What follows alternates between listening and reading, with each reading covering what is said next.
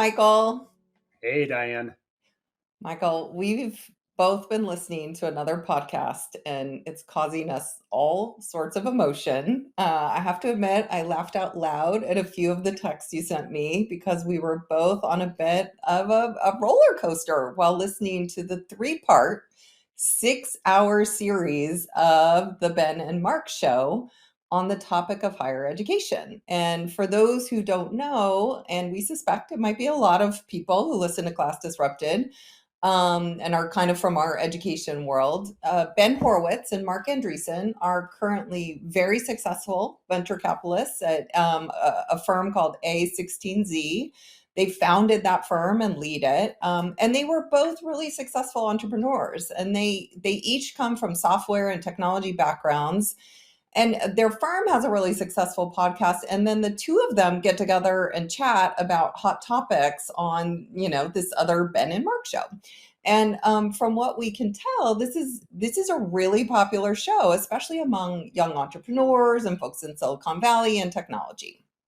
And so they recorded these episodes about higher ed in January, and almost immediately we both started hearing from all sorts of people that we had to listen, and so we did, and things haven't been the same since. No, in all seriousness, there are at least two big opportunities that I think their conversation presents. And Michael, I think you have some perspectives here as well. And the first one is, for me at least, to practice what we've been trying to promote on our podcast for 5 seasons, and what I think we both deeply believe in, which is third way solutions. Which implies that we don't fall victim to polarized positions and taking sides, but rather we really mine for nuance and extend grace to people in an effort to find win-win versus win-lose solutions, and especially to problems that we really care about. So that's the first one, and that's the thing I want to practice today. And then the second is simply, to bring things we care about to a much larger audience, and a more diverse audience. And we can fall victim to only talking to ourselves in education. And I think we are both just honestly thrilled that Marc and Ben are talking about something we care very deeply about, and that tons of people who follow them are really engaged with the topic and thinking about how to rethink higher ed to better serve students in society. So that's just a huge opportunity. Yeah, look, I think you framed this well, Diane. I like the sort of the approach and the excitement that we have, and that anyone would dedicate 6 hours to higher education, to education in general, coming from the backgrounds that they both do. I think that's a net positive, right? And so, taking all of that, we're going to do a response in effect to these 6 hours, and we're going to do it in 2 parts. So, today's episode, the one that you're listening to now, is going to focus on the first part podcast that Marc Andreseen and Ben Horowitz, Marc and Ben, if we may, throughout the podcast, released, in which they dissected the problems facing higher education from what they called a systems point of view. And we'll talk more about what that means. We're going to now try to stay away from what they got into in the second podcast, which is when they started to go deep into solutions to what they saw as the problems.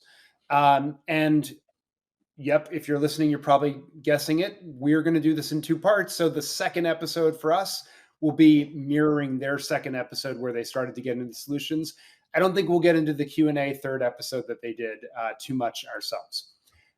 We're going to do our best to be systematic, but I'll also say up front, they had nearly 4 hours of content in just these 2 shows, and we are not trying to replicate that part of the performance. But we will try to bring the same level of nuance, at least, that we attempt to do in all of our other shows. Michael, I really appreciate the caveat because they covered a lot of ground. And so we'll do our best to make our conversation accessible and meaningful, even if you haven't listened to Marc and Ben.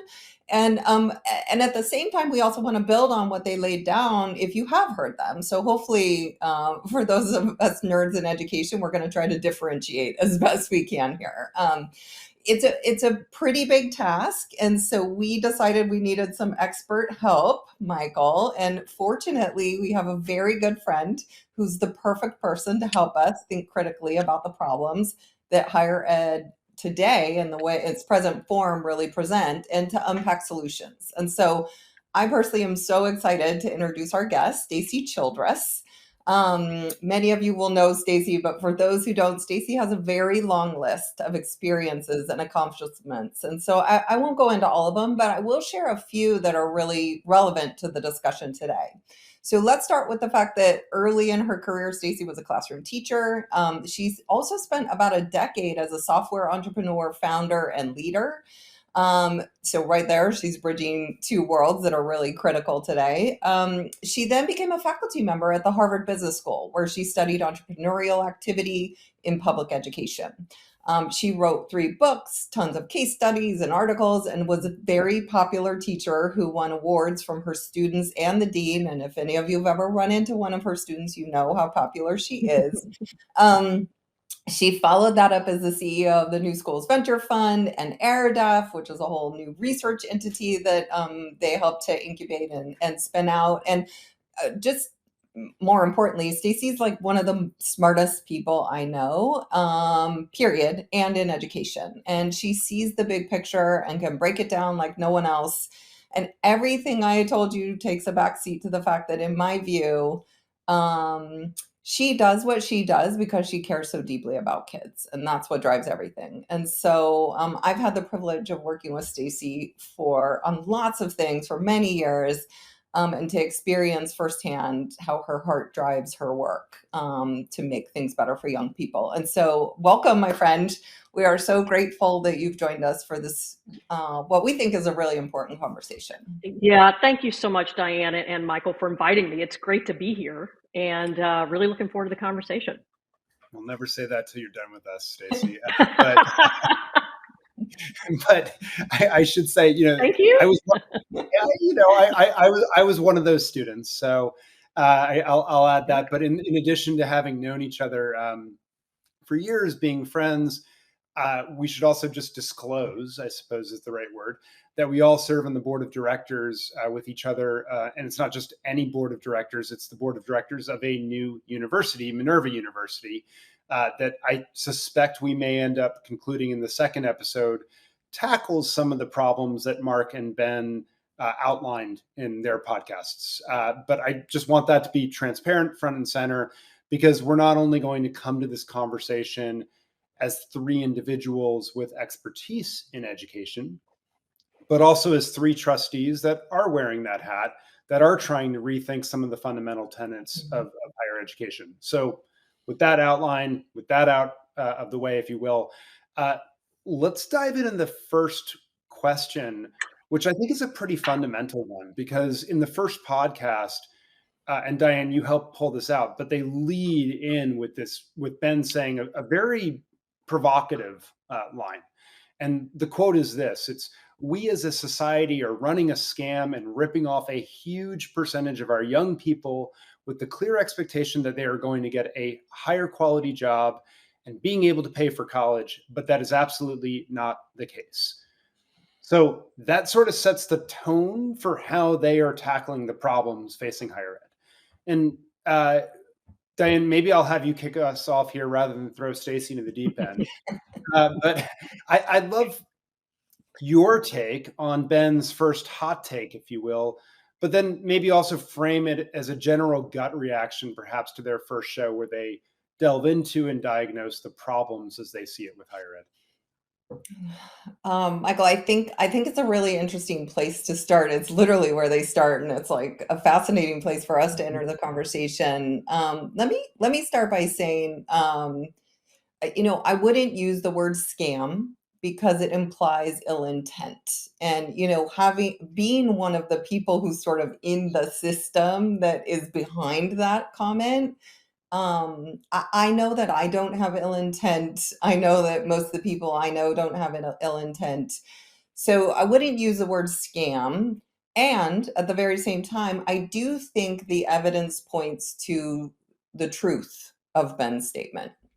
And honestly, for me, that sums up the tension I feel in this opening teaser statement and throughout the entire 6 hours of the podcast. So this quote really does a good job representing it, in that I directionally agree with so much of what they talk about. And I think they really capture so much of the feeling and the thinking and the conversation. And I'm really challenged by how they say a lot of things, because they can seem, and I don't think I'm being overly sensitive here. Like, I think they can seem at times careless, a little bit careless with their language and what they're saying, and biased. And we're all biased, obviously, but I think that really comes through. And so their kind of how challenges me. And and what I would say is they get a few really important things very wrong. And given how many people listen and learn from them, that feels like, sort of in the best case scenario, a missed opportunity, and in the worst case, a setback for addressing a problem that I think we agree on, and I think we agree with them on, and it seems like we all want to fix. And so I'm thrilled that we're having this conversation and so many people are engaged, because we need the entire country to feel compelled to transform education in America. And hopefully that gives a sense of, like, when we talked about a roller coaster in the opening, like, that's the feeling of the roller coaster of emotion I had while I was listening. And then I would just note one other really important element of their conversation, which is, for, the vast majority of the podcast, they're talking about elite universities and elite students Mm. and learners. And while they don't say it explicitly. They do a couple of times, but for the most part, they don't. It's really important to note that what they're describing is really about highly selective schools. And it's not a surprise. It's what they know. It's what they've been through. It's the people they know. But I think we all have to hold on and remember that there are 4,000-ish colleges and universities in America, and only a very small number of them are highly selective or even selective. And so, this focus on the elites is important because it's indicative of how our country thinks about higher ed and talks about higher ed. And it's one of the big problems we have, because what ends up happening is a small number of elite institutions end up driving much of what happens in K-12 all the way through higher ed. And it's really the tail wagging the dog. And I think they embodied that in their conversation. So it's very real, but it's also something we need to be aware of. A great way to set the table, and we're not always going to agree on this, but I think this is like framing a lot of the mood of this. Stacey, let me invite you in here and sort of your reactions to the podcast. Diane, Yeah. Thoughts and that quote that they lead off with. Yeah, well, let me say I enjoyed all 6 hours of the podcast. Had a little less of the roller coaster feeling you guys are describing, but maybe because I wasn't in a text thread with friends who were listening at the same time. But like you guys, I did have areas I really agreed with and areas I was puzzled by and agreed with less. But listen, I liked it so much I stretched it into 8 hours because. I mean, talk about nerd. Because I went back and listened to the second episode twice. Mm-hmm. Here's why. I have enormous respect for what Marc and Ben have created in the world, both as entrepreneurs. I mean, the way we experience the web today is in large part because of the foundation they laid back with Mosaic and then Netscape, and just the hundreds and hundreds and hundreds of entrepreneurs that they've helped create new things through their venture capital firm. And so I was super, jazzed to listen to their ideas for solutions and entrepreneurial opportunities that kind of match to the problem statements they came up with. And me, I'm always Like, that's what gets me excited. What can we do? What are those opportunities, especially entrepreneurial opportunities? And, I agreed with a lot of what they said in both of those episodes, first and second, and liked a lot of it. But I think they had some misses. Diane, you mentioned, you felt like there were some things they missed. And, as I thought about it, I came to this idea that some of the misses might have kind of a common cause, or problem, which is, not surprisingly, they were often painting with a very broad brush. Yeah. Right. So very, very broad, correct, but broad problem statement. And then so when you jump to solutions from that, it can be hard. So I thought their conversation would have benefited from some more, I'll just call it granularity. And so I'll give you my big example of that, which is this value prop idea, Michael, that you started us with here, Ben's quote, which is, value prop's broken, college is more expensive than ever, students are taking on more debt than ever because it's widely available and super cheap, and then, all the other bad things that happen, value prop's broken. Okay, like, that's in the popular consciousness right now. Like, there's kind of general agreement on that. And also, the value prop's actually not broken for some students. It's actually still working for a pretty significant segment of students. And it's not working for lots of different segments of students. And so I think the more interesting question is, who is it not working for? Yeah. And why? And therefore what? And so, like, one example of who it's not working for, students who aren't quite sure what they want to do, they go to the college that they match with, overmatch, undermatch, or it's just right. And then they end up in some degree plan that, they didn't really think through and didn't get a lot of help with. They rack up all the debt for all the semesters. And then they end up with this degree. They may have learned some stuff, but the degree doesn't have any value in the job market, or not much value. And so they end up wandering around, underemployed, not earning what they should. And that is a problem. And it's a pretty significant segment of students for whom that's true. Yep. Well, that's a problem that kind of suggests all kinds of interesting potential solutions and entrepreneurial opportunities, or institutional reforms, however you want to look at it, that doesn't really work in broad strokes, but would work for that segment. Another segment is students who go to college for a semester or 3 or 5. They're taking on debt all along the way, and then life happens, and for whatever set of reasons, and it's different for different kids, they don't finish. So they've got 20% of the debt, or 50% of the debt, or maybe 80% of the debt of the whole thing, and they've got nothing. Right. And in fact, they might have less than nothing, because at a very critical moment in their transition from adolescence to adulthood, they didn't make the most of a very significant opportunity. Mm-hmm. They started something and didn't finish. And maybe it's not fair, but life's not fair. And that's now something that has happened. And Yep. so, like, that's a different set of problems, right? You could start to think about solutions. So to say value prop's broken, let's think of solutions. Provocative, interesting, whatever. But if we really want to make progress, we really want to get traction and have some actually product market fit, right, for things we might create, having a better understanding is, I think, super important. And I think that was a bit of a miss. Let me say one more quick thing, because we may or may not come back to this, but there was this thing that kept building for me through the first couple of episodes. And again, I was loving it. I was driving through most of it. I had a couple long car trips. So if I make steering wheel motions while I'm telling some of these stories, that's why. I'm like, what? I got the sense, like, maybe halfway through the second episode, it kind of crystallized for me. Like, I wasn't sure if Ben and Marc have a developmental view of human beings, in particular young people, or more of a fixed view. Well, they are as we find them, so now what? Versus, especially for kids, like, there was this stretch where I'm going to paraphrase, but it was kind of like, all right, people are different. Yeah, that's true.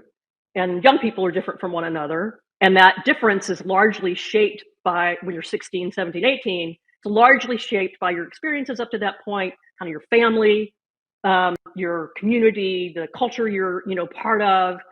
And I mean, that's just who you are. And so, now that you're coming to college, why would we make you be an engineer if what you're really immersed in is music?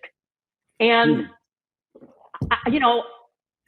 I was like really all in with kids are different. They're coming from different places. They have different interests and skills when they approach the doorway, the threshold of college. And so now what do we do with that? And how might we make things better? And then it was like, don't make musicians engineers. I mean, again, I'm being provocative myself here, but it made me wonder. I think there was plenty of evidence throughout that they actually do take a developmental view of people and of themselves, but there was just enough of these comments and anecdotes, and I was like, because that really matters. Like, it's an assumption worth examining. Like, maybe you don't really hold it, but if there's some version of it that you're used to operating on, and then you start entering solutions and potential entrepreneurial opportunities, boy, that could go sideways pretty quickly. So I think that showed up a few times, but that's my example of it right there.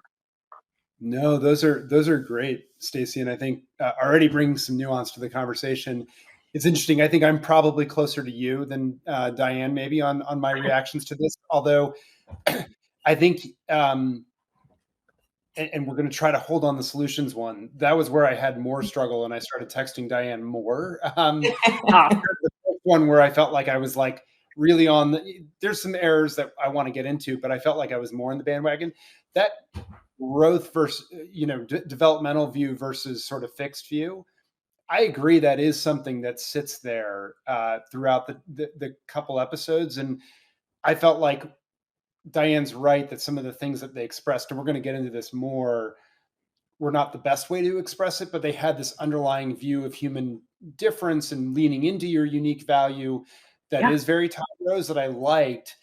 And it sat against this because, and I think this is what Diane's speaking about, is that it spoke against this, like, and we're going to get into this more in a moment, but all the value of college is maybe in who gets admitted, which is more about the elite schools, right? And not the rest of it. And so I guess where I came in, and that gets into the nuance you just painted, Stacey, about different schools get different outcomes, different students get different outcomes, and so forth. I guess from my perspective, starting with Ben's quote, I heard the frustration in his voice. I think it's indicative of the mood of the country. And I think there's a lot of reasons to be upset at it because the incentives fundamentally underlying federal policy and spending have not been around the outcomes. They've been around just getting the students in the seats, right? And so, and I think you hear so much anger and frustration, like, why are we spending so much effort to forgive student debt, right? What, why didn't it work? But I think the other side of this is right. Like, if you graduate still from college, on average, not for everyone, but on average, this is a good value proposition. Like, it's all for most individuals. And so that's sort of point one. Point two is roughly 38% of students don't graduate from college within 6 years. Yeah. And if you take on debt and you don't graduate, that is a very crummy value proposition. You don't get the value, right? And then the second piece of this is there is a whole segment of the population, and as we're recording this, there was just a big spread in the Wall Street Journal about this over the weekend. There's a huge number who are underemployed when they graduate from college, right? And what they mean by that is they take a job that does not require the degree that they just earned. And there's considerable evidence that if your first job is one that does not require the degree, by job number 5, you're still in a track that does not, right? And that's not okay, right? That's and so huge. Yeah. And so that is where I think Ben's quote is right on. And we don't want to confuse the point that, if you're a low income student and you get into elite college or university, you better go. It's going to be like, go. Yeah. I think, I will say the other one, and this is a sympathy one for me for them. I think it's really freaking hard to talk about higher ed in a coherent way because, look, I'm the disruption guy. Your office was next to Clay Christensen, Stacey. He got painted with this brush all the time. Like, everyone thinks that we have decided that all colleges and universities are going to disappear 5 years ago, and it didn't, and therefore we were wrong. As you all know, I don't think Harvard and Yale and Stanford are going anywhere. And I do think a lot of schools are going somewhere, and we're recording this on a day where Cambridge College just announced it's merging with Bay Path University in Massachusetts. It's just the latest, frankly, in New England. So like both of these things can be true, right? It is really hard, though, in my writing about higher ed. I struggle with this all the time to like talk about which segment am I talking about right now. And so I'm empathetic to that. I'll just throw out a few stats because I think it might be interesting to folks. 59 colleges in the country out of roughly 4,000 admit fewer than 25% of students. That's it. Like when we're talking about selective schools, that's it. I will defend Marc and Ben on this a little bit. Like, I don't think they're only talking about elite higher ed, because Marc's alma mater, University of Illinois, I think is like 59% selectivity. So it's a little bit broader, but I think what they are fundamentally talking about is the roughly slightly under 30% of students today who we would have called traditional back in the day. And what I mean by that is that they're residential, they're full-time, they're age 18 to 24, they're not holding a job while they're in college. That's a shrinking part of the pie, right? Yeah. A much more, and they sort of make that point, but then they don't fully wrestle, I think, with what that means. So it's not just elite exclusive, but really more that residential, quote unquote, traditional experience. I'll say the other thing is like, and we'll get more into this, I do think they're also talking largely about research-based universities. We can talk about why that's important. They're not really talking about community colleges or online schools or schools that focus over teaching. And I think you nailed it, Stacey. Like, this is why it's important to get below the average, because your solutions will be very different, right, on what segment you're talking. Maybe I'll pause there for a second before I ask the next question I have, in case you all want to. All right, no, Diane's like, okay. I mean, I think we should get into it. It's great. I actually think collectively everything the three of us have said really sets the experience that I was having in listening, and I'm excited to talk about how they framed the problem, which I think is really interesting. Yeah, well, let's do that, because at the outset of the show, and to frame that problem or problems, Marc posits that there are 12 core functions of a university. And I want to list them here because this was the framing for their diagnosis. And I thought it was there were some novel parts of this from my perspective. Number one, he had credentialing agency, so the degrees. Number two, the courses, the education that you take. Number three, they called it the research bureau. Number four, the policy think tank. Five, moral instruction. We'll talk more about that, I suspect. Six, they had the social reformer, which I don't think actually would have been something that maybe people would have pointed to a decade ago, but with the current news around DE&I and a lot of the fervor over that topic at the moment, this is very big, I think, right now. The seventh one they had was immigration agency.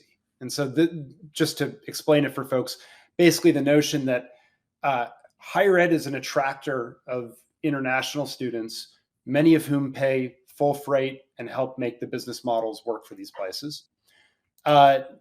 Number 8, they had sports league. Number 9, they had the hedge fund, which referred to the endowments. And I'm just going to caveat this up front. Very few institutions have big endowments. Yeah. Okay. Yeah. And they did acknowledge that later on, but yeah. But yeah. Number 10, they had adult daycare, which points to the residential point that they were talking about that segment. Number 11, they had the dating site, which also points to the residential piece of this. And then 12, they had the lobbying firm, which I think referred to the fact that government funding actually sits underneath a lot of the higher ed business model in ways that I don't think are widely appreciated. And so it was an interesting set of points. So I think the question here is, in your view, if those are the 12 areas that they outlined, what would you have taken out? What would you add? What nuance would you add? Would they get right? And for this one, Stacey, let's start with you. Yeah. Um, well, listen, I like that they took a systemic approach like that, and that they took an operational approach. And they call those operational areas or areas of operation. And I do think it helped, in a good way, kind of categorize the complexity of these institutions. And that's, I'll give them, a little bit of praise for that, because that doesn't just stay at the surface level and treat everything as kind of a black box. Like, let's break it out. What are these different roles or operational functions that happen in universities? And you asked, what would we may take out or add to the 12. um, Surprisingly, I wouldn't take out any of them. People who know me know I hate long lists. Like, I make fun of them. If a top 10 list is good, some people think a top 72 list is good, and so then you just say everything you can think of. And so I can be really hard on long lists, but I actually tried to break this one and felt like it was pretty good. You might be able to consolidate a couple of them, but in general, it's a good list. But what I found myself doing, especially during the first episode, the problem identification and analysis, was like, 12 still a lot. So how might we prioritize these? And if we were to prioritize them based on what, like, to what end? And so I was like hungry for, a pull up that was about purpose, or maybe purposes, creating what value for whom. And then, can you kind of bundle into some prioritization, groupings, the different functions? But in general, I liked them all a lot. I know we'll get into this purpose question and whether you prioritize the student or some other actors, and can you design around that. But before we started thinking about how to talk about it, like, my in the moment reaction to the list was, I think this is good. Also, I think this is good, but I don't know which one would I put on the top three, because you cannot prioritize at the same level of Right. attention and resources 12 things. And so I was thinking about that. In terms of before I say what I might add, you mentioned you kind of called out the moral instruction and social reformer, Michael. And my reaction to those was, oh, good. When they were just listing them off, oh, good. Yes, let's talk about those. And then when we got to their discussion of them in the first episode, I felt like their categorization was like super thin, maybe is the right word to describe it. Like, moral instruction, just from a developmental standpoint, the years of 14 or 15 through age 25 or 26 is like prime time for developing moral reasoning. And we can like that or not like that, but it's actually true. So if you've got tens of thousands of young people being adult babysat on college campuses, and you're not attending to moral reasoning, at least, I think that's a big miss, and quite frankly, kind of impossible. So if you're not doing it on purpose, it's happening. And so I heard their critique of what is happening and agree with it. I think, random professors trying to impose their personal moral framework on young people. So advocacy disguised as teaching, I don't like it. I worked hard not to do it in any context, especially in the university context. It's hard to never do it, but I've worked hard at not doing it. And so as an alternative to Wild Wild West and what seems to be sort of a default dogma and groupthink that ends up emerging, I'd rather a purposeful consideration of what might moral instruction mean if it weren't imposing a set of values, if it were instead attending to what we know kind of our inputs into healthy moral reasoning as we enter kind of mid adulthood. And then social reformer, we'll talk about the DEI. I thought it was again shallow, or I don't mean shallow like dumb or craven, but like thin, to only talk about DEI in that category, because I do think, I think we have certainly have agreement on this call. I think we have pretty broad agreement in society that education, including higher education, can be a real engine for social mobility for young people. And in that way, it is engaging in a type of social reform which is the class structures as we have them, or it's at least possible for them to be permeable, right? And the education, like it's the story of my life. None of my grandparents finished high school. None of them. My Yeah. parents finished high school, but they did not go to college. But they made sure my sisters and I all could, and kind of the rest is history. I mean, there are clear accelerant benefits to the higher education I and my sisters and now my nieces are receiving, and that's a kind of a social reform of sorts. And I think it's important to think through where that's working and not working. And as a design question, what might we do similar and different to what we're doing? And we got mired in the DEI conversation, which I do hope we talk about because I do want to unpack it. But anyway, so thin categories. I would add major regional employer. I think sometimes we miss or forget that for a lot of these institutions, including the large and not so large state systems and other kinds of private colleges, just because of where they end up locating, they end up being one of the largest sources of middle and working class jobs in geographic regions, like they're a hub of the local economy.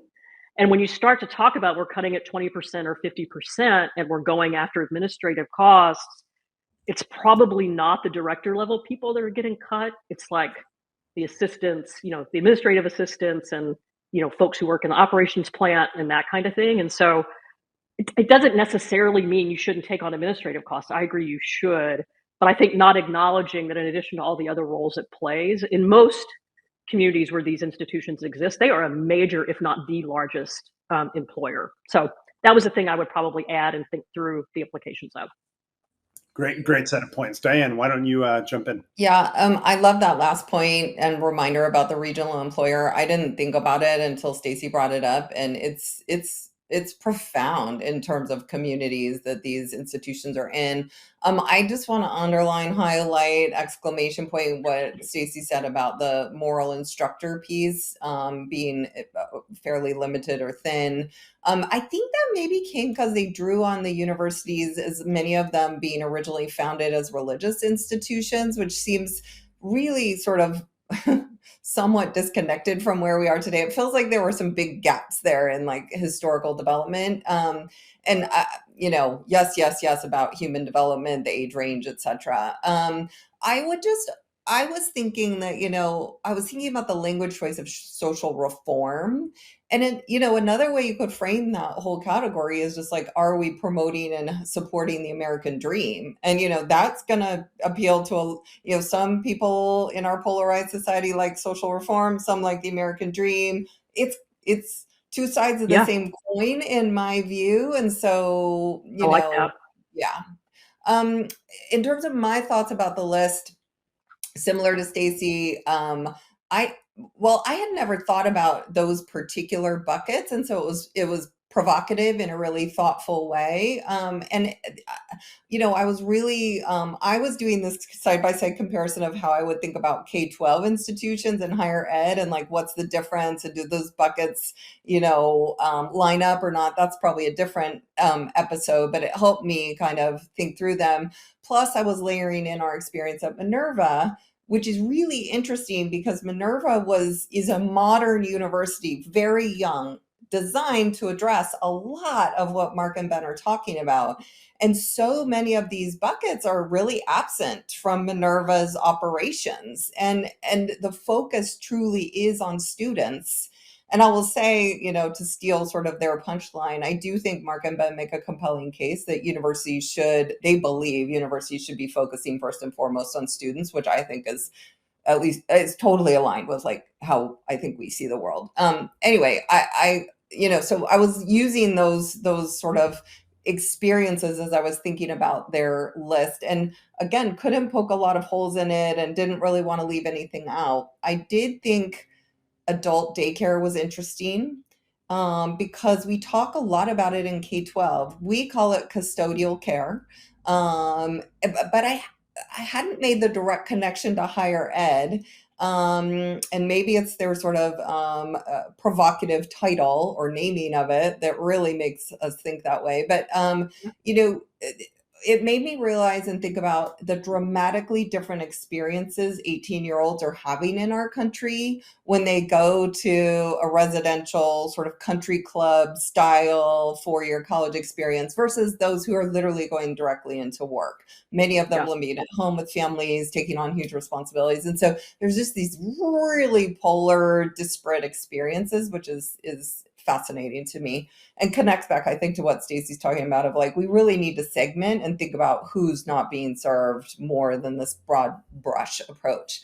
And then I would say, they didn't spend a lot of time on the dating site element of it. I didn't get the sense that they personally dated a lot. So maybe that was it. But I will just say, and sadly, I think my experience is not that different from a lot of people, but like I was raised to go to college by my mother to find a husband. And I'm old, but I'm not that old. And so that's just, I think, very real and prevalent. So yeah, interesting category. The one I would think about adding is, what about something along the lines of like marketing, brand management and development, winning elite ranks and awards? It seems to me that universities are spending an extraordinary amount of time and resource on that.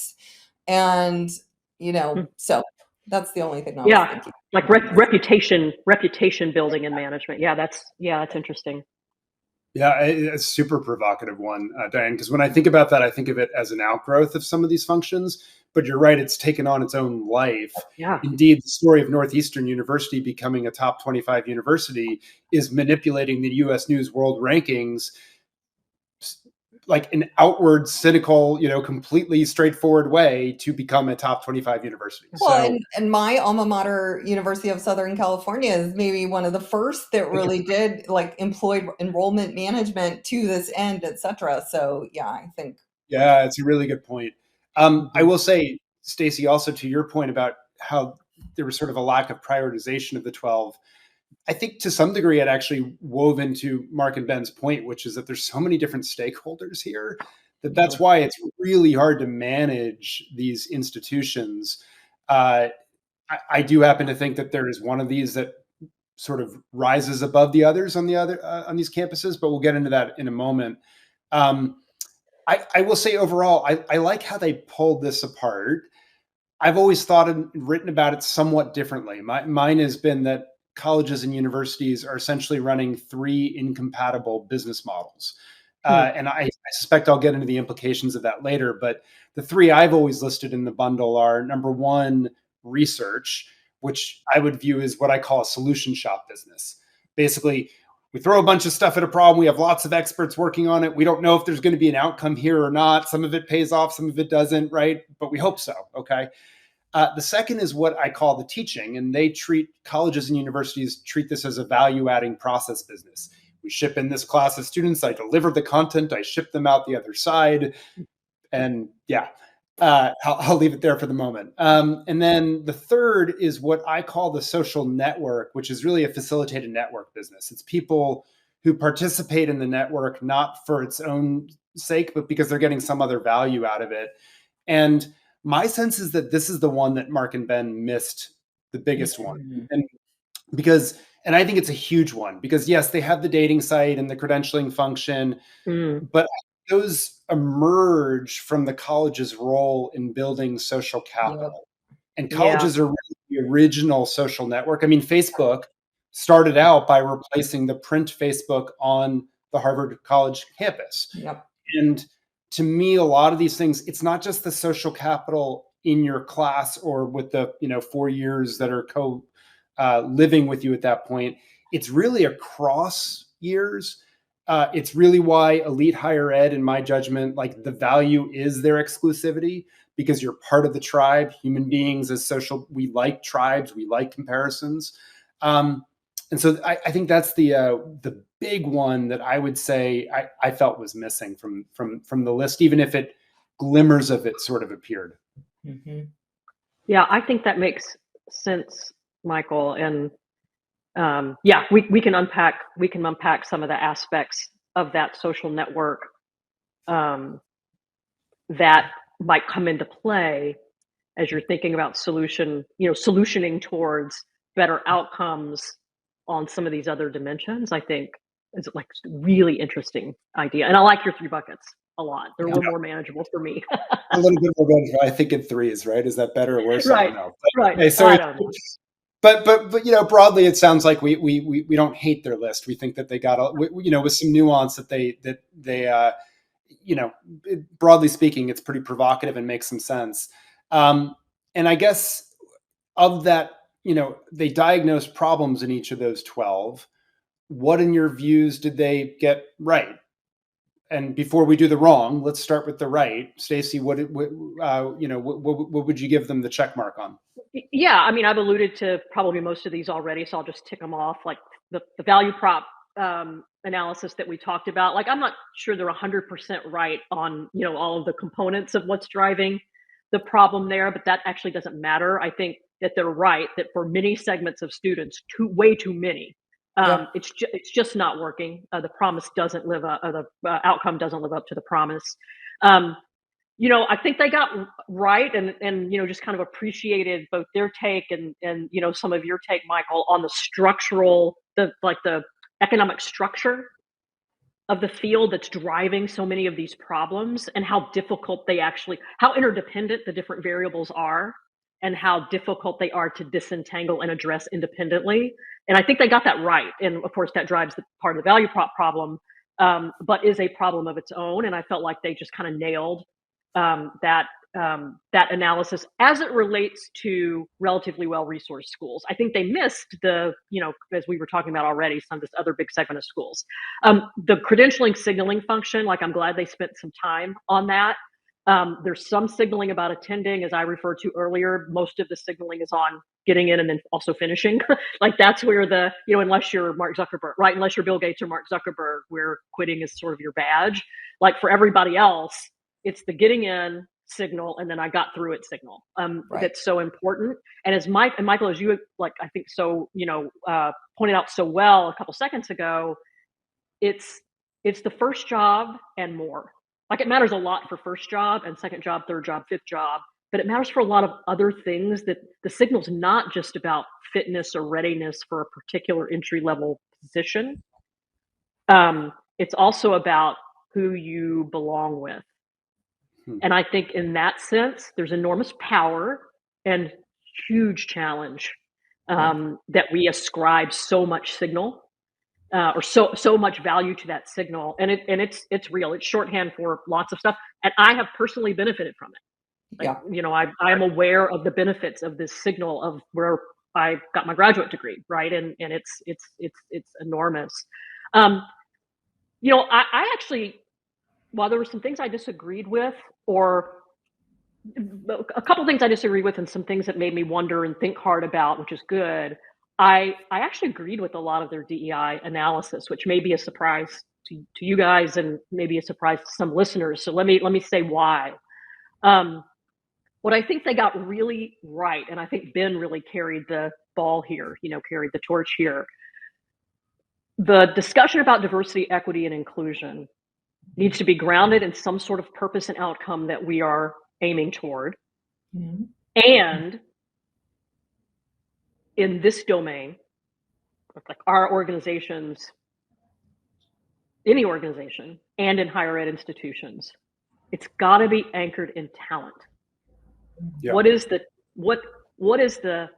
talent we're trying to attract to pursue what opportunity? Or what opportunity sets, and how do we think about our channels into pools of talent that might not be naturally, or historically or naturally connected to us already, and how do we dig those channels, cultivate them, maintain them, and make them matter?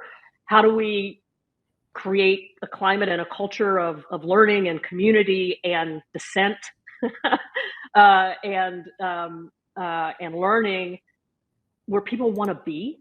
People from different backgrounds that get to the threshold can find their way to thriving in our community. It doesn't happen by accident. And I think, as they well pointed out, that sometimes if you're only going for the box checking, in Yep. terms of characteristics, and you're not doing the hard work of what happens when everybody gets together, like that's a real problem.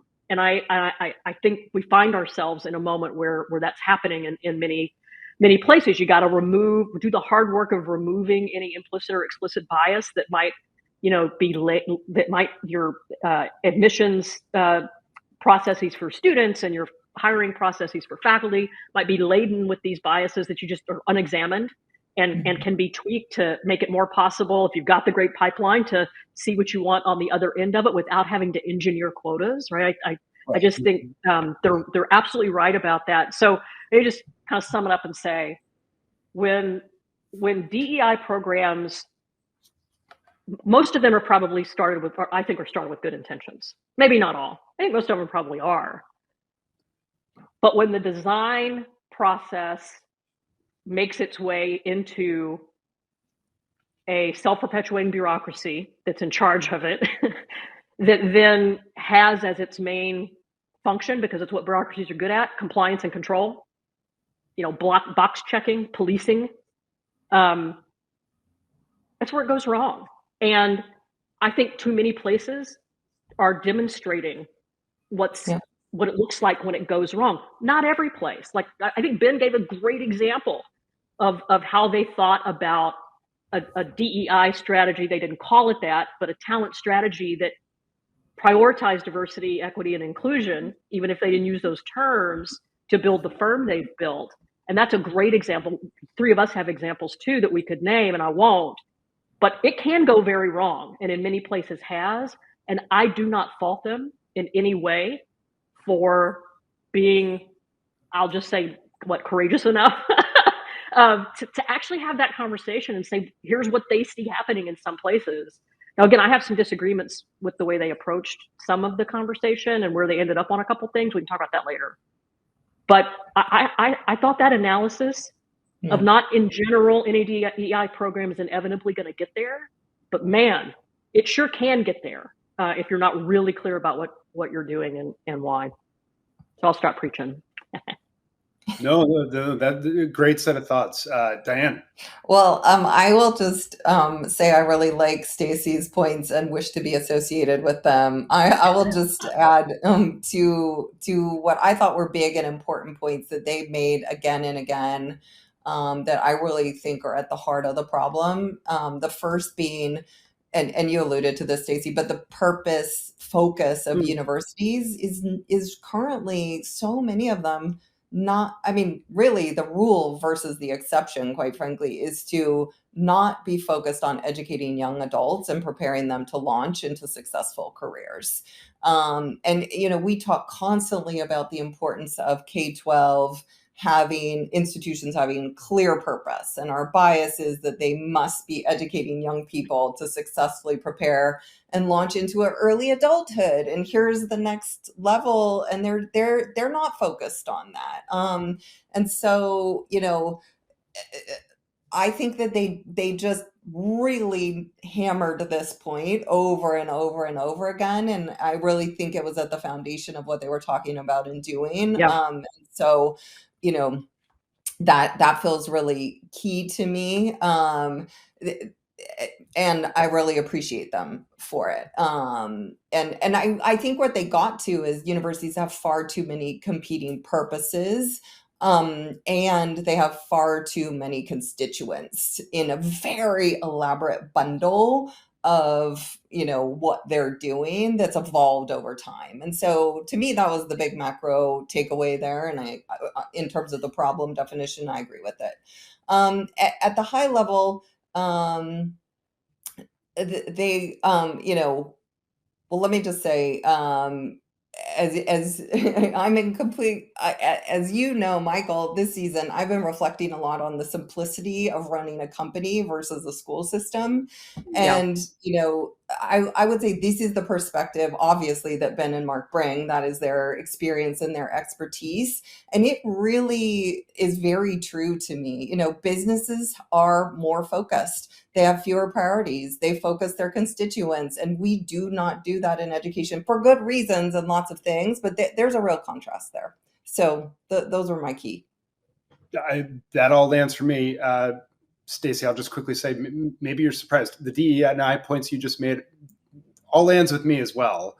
And I was largely sympathetic on the way that, again, there's some places where you want to set it that way, but like I was largely feeling like, yeah, you got the big headlines and currents, right? This is what I've been experiencing on the Harvard campus the last semester and a half.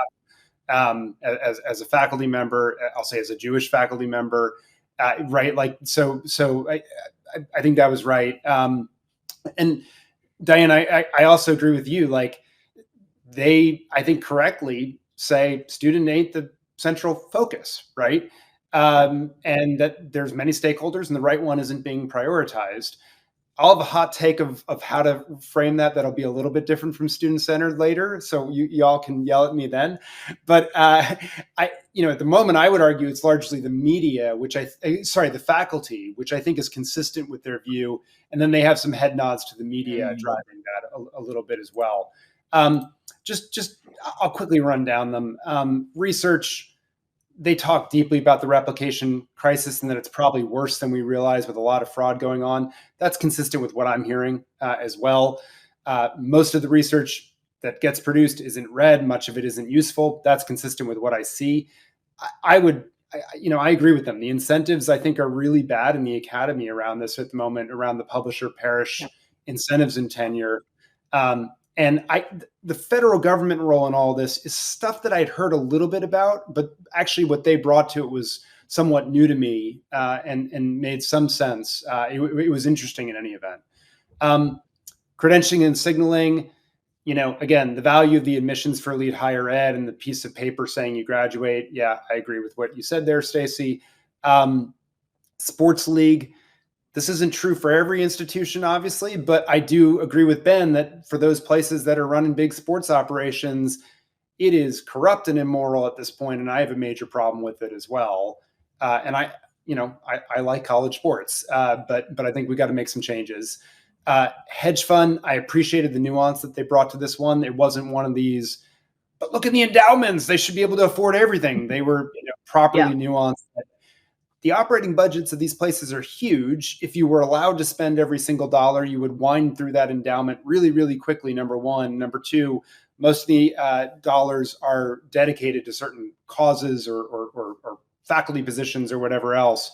And you can't just sort of spend it on area of greatest need. Immigration agency, I never, ever would have phrased it the way that they did. But I don't think that they were wrong on it.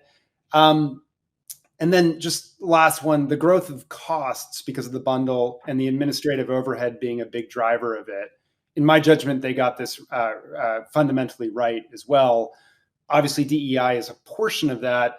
But I think fundamentally, when you run such a complex operation with pieces that don't necessarily go together, to manage those pieces and be successful, administrative overhead rises. That's not just in colleges and universities. Right. That's everywhere, right? The more product lines you have, administrative overhead rises. And so I think,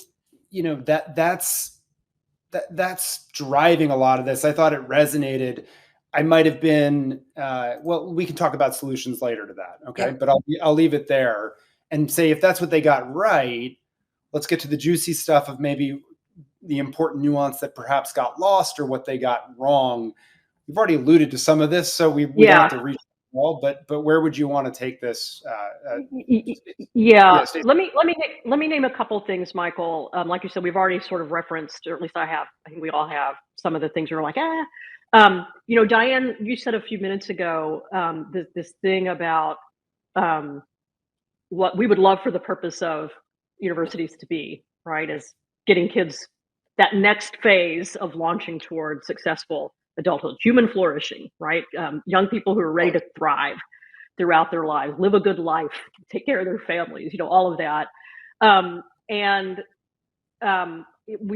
got that right, but there was this weird, maybe that's too pejorative. There was a strange thing, again, breadcrumbs throughout the first episode and a little bit in the second, where the assumption seemed to be that all too often colleges are forcing kids into career and life paths that they don't want to be on. And Totally. I just don't think there's nearly enough forethought and and structure and focus on helping kids pick anything to be, Totally agree. Well, let's much be less clear, the I'm thing they starting a new definitely don't want to company. be. I'm starting a new company because we're not doing, and we're just not doing It's just this, not period. happening. So there's this Anywhere. right, anywhere, right? There's like this side trip about, you know, Russia or Soviet Union creating, kind of getting to gender parity in scientists and engineers. You know, we're both, you know, same number or same proportion of men and women, which, you know, solved a problem that we still struggle with, you know, for people who care about that. And I was like, oh, this is interesting. Let's see where they go with this. And where they ended up going with it was, it probably kept a lot of women from doing the things they would have preferred to be doing rather than being a scientist or an engineer. And I was like, I mean, maybe. I don't Yeah. know. I mean, could be. I kind of laughed and felt weird and, you know, all of that. But I guess the general point is, even though they did say, got right, should be more focused on, centered around students, what I felt they got wrong, sometimes explicitly and often implicitly, was over crediting the institutions for having some mechanism for helping kids move across, you know, Uh, paths that they might be interested in. And so much so that they might be forcing them into pick ones that they were I going to make a I lot of money in but totally hate. I So that totally was agree with odd. you. I mean, higher ed is in my view highly disconnected from careers and employment. And so Right? it was very bizarre. Similarly interesting to me, and I think one place that they got wrong and one place that I was feeling a lot of emotion as they were talking was they seem to really, really, really like IQ tests. And they seem to think that the SAT is essentially an IQ test. And, you know, they find the move away from such tests really problematic in terms of the admissions process for colleges and universities, which we established at the top of the episode is actually a very few number of them that are using those things to select. But here's what I would say. I just think there was a ton of nuance that was lost in their conversation. So let me just share a couple of things. For starters, the SAT isn't equivalent to an IQ test, at least in its current form, and just even at a superficial level, because you can study for it and you can literally raise and improve your scores with practice. And so, by definition, it's not an IQ test for that reason. And this is a really critical nuance for folks like us because we see very clearly how much the financial status of your parents gets conflated with the intelligence or giftedness when people fail to recognize that this is a test. It's not a pure identifier of the smart kids, which it felt like Ben and Marc really seemed to want and think it is, and was like in this kind of nostalgic way, like identifying these like unidentified, like brilliant people out there. And not to say that we haven't all heard a story of that, right? So they Sure. exist. I just don't think it's a systematic thing. I would also just add that the creators of the IQ test, as I understand their positions and whatnot, and those who work on them, and honestly, we just finished talking with Scott Barry Kaufman recently about this. They express real danger in using it as a screener for employment opportunities and things like that. And in fact, we you know, this is exactly what SBK was talking about. He's like, I went in to study these tests because I thought they were evil, and discovered that they're not evil because there are real correlations and things that he didn't expect. But you have to be so thoughtful of how you're using them and take real care with them. And I felt like that was lost in kind of how they were sort of wistfully wanting to use them.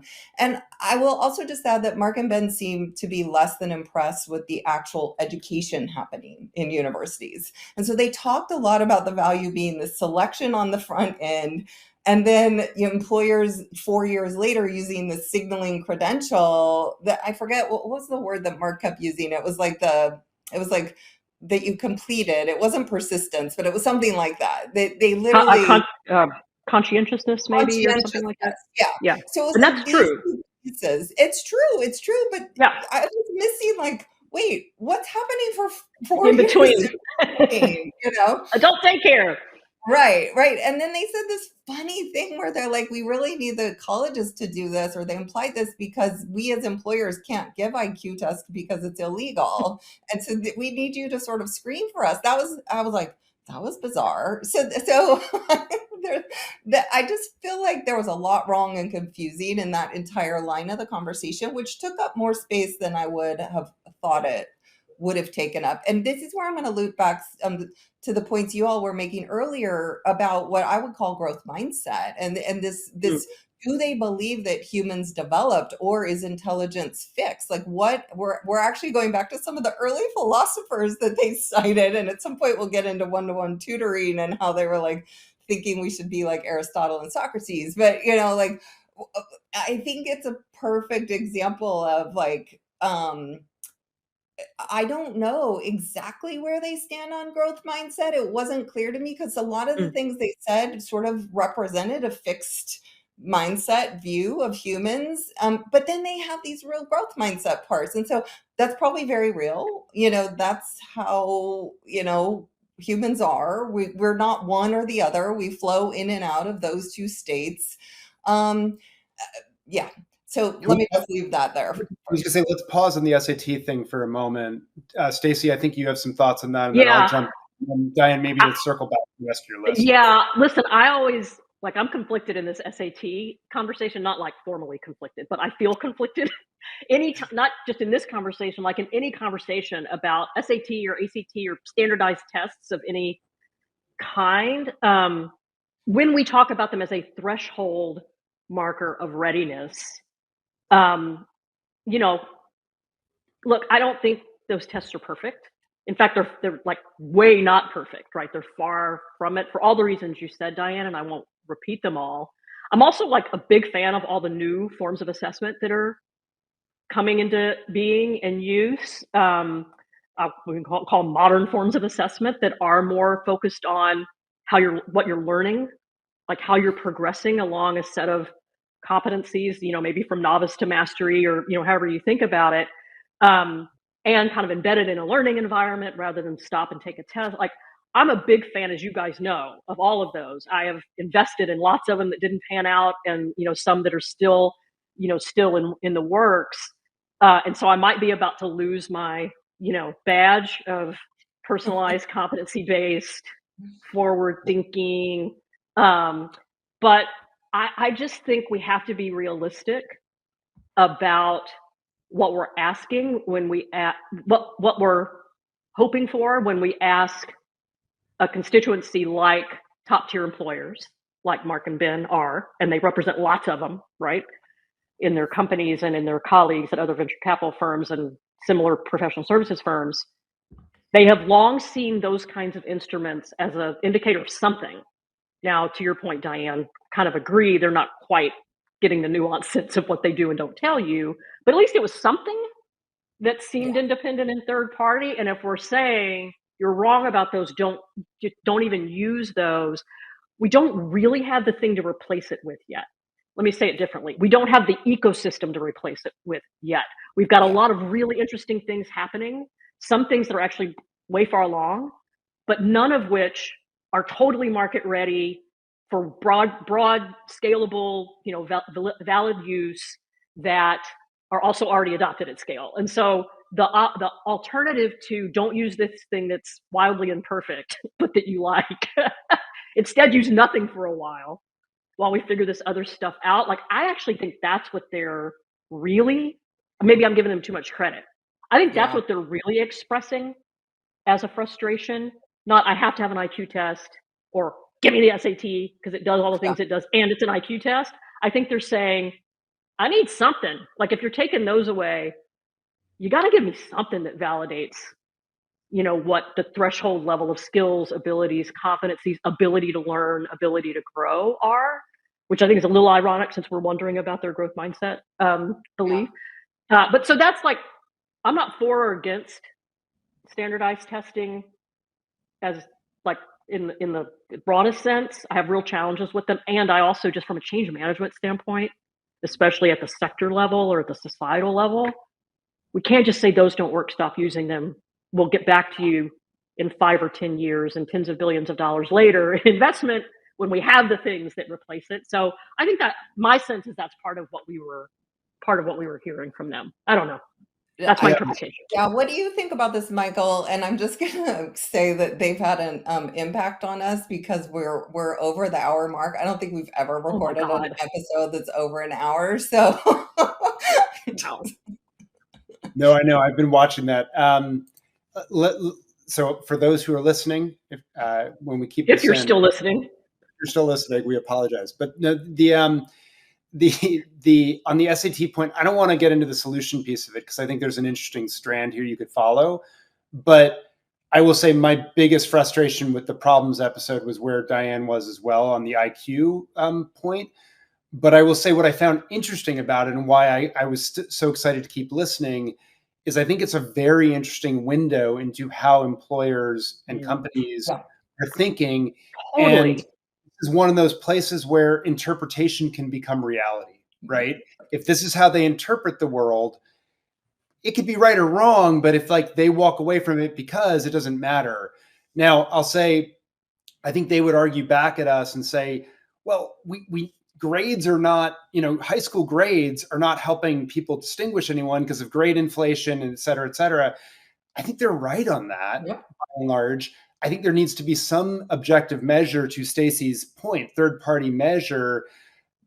And I don't think the reason companies are dropping degree requirements has anything at all to do with the fact that colleges are walking away from the SAT. No. Those are two totally independent phenomenon. Agreed. And as we'll talk about, yes, employers are turning away from degrees on the front end, but they are still actually, in fact, hiring based on them because HR managers are different from CEOs, and they never got fired for hiring IBM, and they never got fired for hiring someone with a degree. So That's right. the reality, like the PR release on the companies, is very different from the reality. yeah. How people are Good still point. hiring. So I guess that's the other piece about it that I'd say. One other thing I'd love to point out before we start to wrap on this episode, which is they talked a lot about the increase in tuition well outpacing inflation. I don't actually think that's the story, because if you look at the last 15 years, if you look at list tuition, they're right. But if you look at net tuition, meaning after discounts and scholarships, it's not correct. Like it's actually relatively flat over the last 15 years. And what I think is really going on is that spending, so like the cost structure of these places, that is going up and up and up.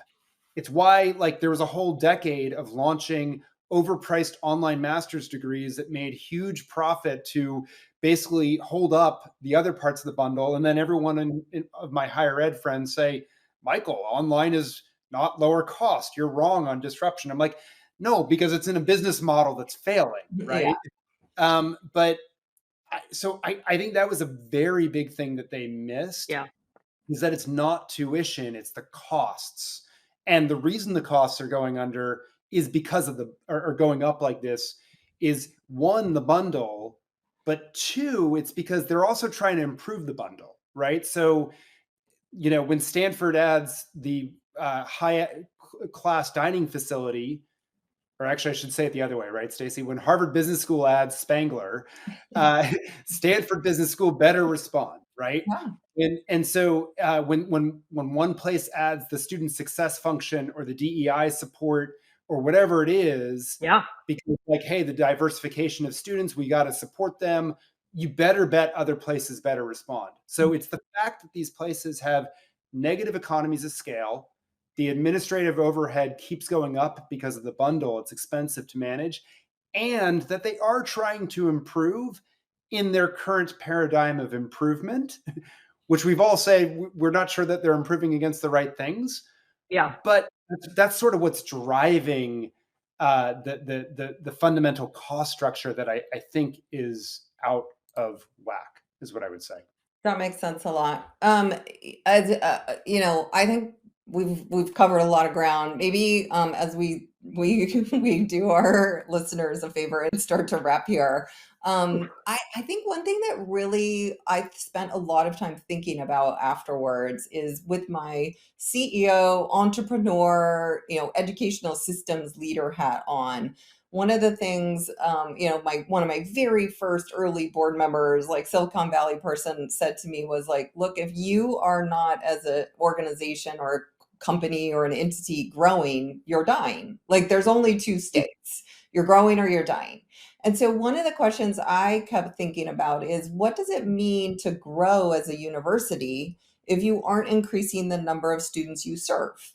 And like maybe their argument is that all the universities should constantly be increasing the number of students they serve. And, I think we would all engage around a conversation like that potentially.